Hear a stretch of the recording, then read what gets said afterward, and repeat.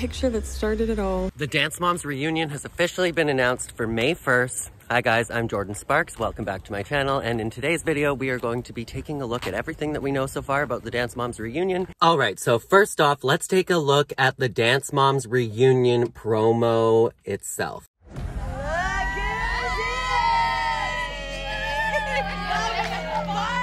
I can't tell you the last time we've all been in the same room. 10 years. I just got chills. We're all back together. Oh my goodness. Brooke is so small compared to the rest of them.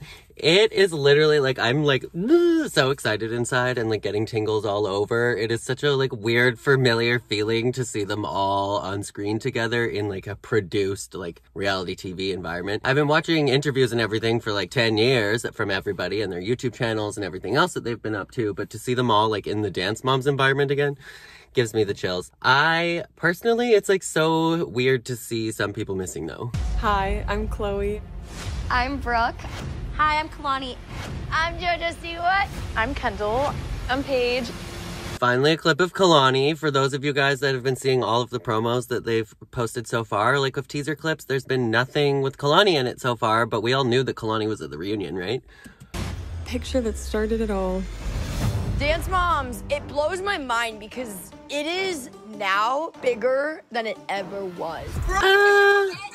Okay, let's talk about that. So, Dance Moms. I feel like more people know about it now because the show has been around and been talked about for like 10 years. But when I found this video on YouTube of the Dance Moms reunion, this teaser had 62,000 views. Back when Dance Moms was actually airing, like let's say season 4, if I were to go on YouTube the next day to look for like the full version of Chloe's solo, it would have like 3 million views already. So the hype around Dance Moms was definitely super duper intense while the show was airing. I don't know if a lot of people even realized that this was like one of the biggest reality shows to ever come to television ever. Like we're talking like up there with like Keeping Up with the Kardashians. Brooke, is your mother Get your finger out of my face. Girls out the room. That fight happened and then we never danced again. I feel like I ruined your life and your dance career. I can't believe I caused that. Oh my god, I can't watch Brooke cry over this. I always wondered like how they felt about it, like whether they felt like they were giving up their entire dance careers, because obviously they could have continued to dance. I don't know. It's not right at all for Kalani to take responsibility for that. She was a literal child and it was not her choice to be there or to dance. That was definitely up to her parents. And I would say that fight between Kelly and Abby is definitely like the Roman Empire of everybody that's ever watched Dance Moms. It like is not going to leave your head. But to actually be in that situation, I couldn't imagine dancing every single day and being on a television show and being as talented as Brooke and Paige and then never dancing again.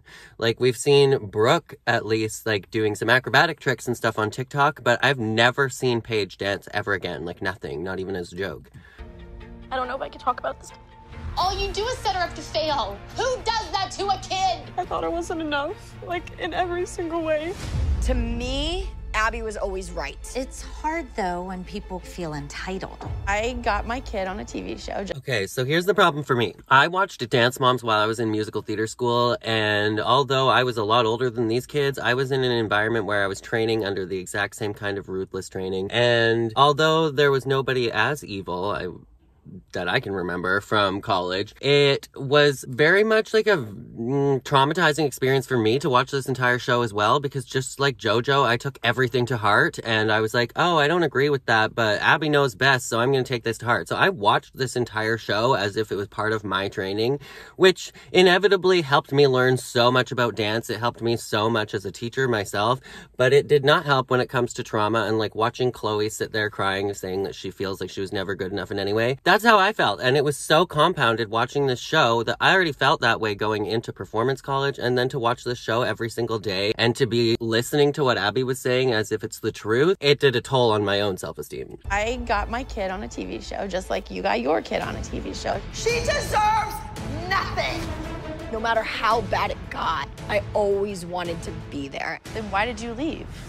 Then why did you leave? Didn't JoJo leave? Oh, it was that Kendall and JoJo, like the ballet duet. And essentially the show made it play out as if JoJo left over having to do a ballet duet. But didn't she start her contract with Nickelodeon at that same time? I don't know. Maybe she'll answer that on the show here. But I also didn't understand why JoJo was able to, like, JoJo and Jess came in under some kind of other contract where they were able to come in and then leave, and JoJo was able to take a 360 deal with Nickelodeon, where none of the other girls were able to just come and leave. I don't know how that worked.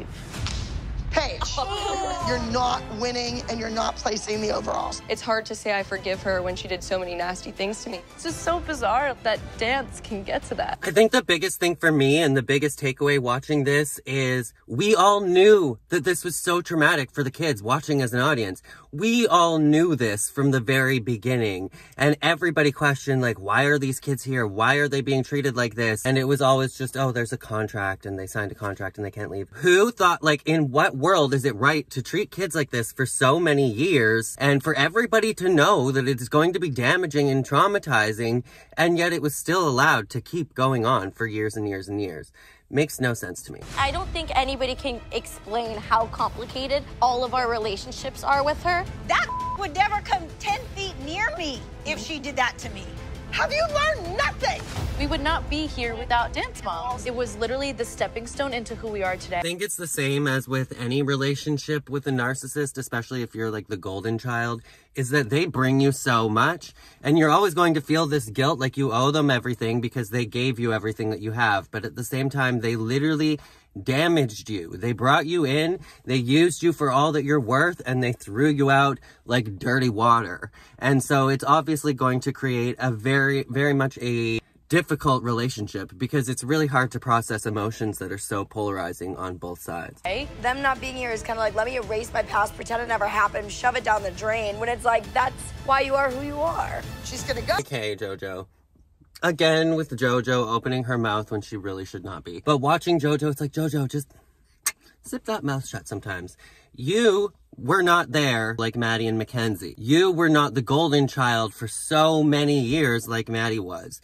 Nobody on this team, adult, child, nobody else can relate to how that experience would have been to be Maddie. Like, yes, Brooke was Abby's golden child before the show, but nobody's going to be able to relate to what it was like to be holding up Abby's career. Like, Maddie was like driving Abby's career. She put all of her eggs in Maddie's basket because she knew that putting her brand and putting all of this emphasis on like a 9-year-old that could actually perform the way that Maddie would helped Abby's brand. So Abby exploited the absolute crap out of that child for so many years. Abby robbed her of her childhood. So I don't think that Maddie and Kenzie owe anything to come back onto this show. It's a complicated relationship just like the rest of them have. Like, yes, they would not have been stars. They wouldn't have been celebrities. They wouldn't have had the careers that they have if it wasn't for Dance Moms. But do they owe Abby and the show anything to come back and relive these experiences if they don't want to? Absolutely not. Oh, she's gonna do the solo. It's gonna be good. And we're all gonna have fun. 1, 2, 3, 4, 5, 6, 7, 8, 1, 2, 3, 4, 5, 6, 7, 8, 1, 2, 3, 4, 5, 6, 7, 8, 1, 2, 3, 4, 5, 6, 7, 8, 1, 2, 3, 4, 5, 6, 7, 8, 1, 2. Here we go, ladies. I've got to say it is super sad, though, to not have Nia on here and Kenzie and Maddie.